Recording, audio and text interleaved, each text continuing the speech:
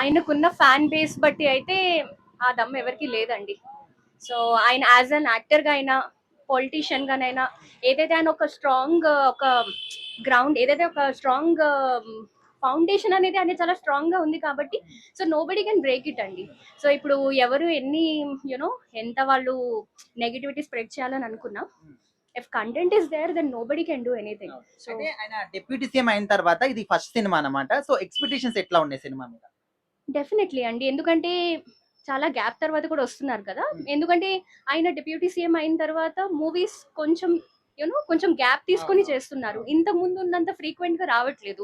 So as a fan గా obviously including మీ, నేను కూడా even I'm eagerly waiting for his movie.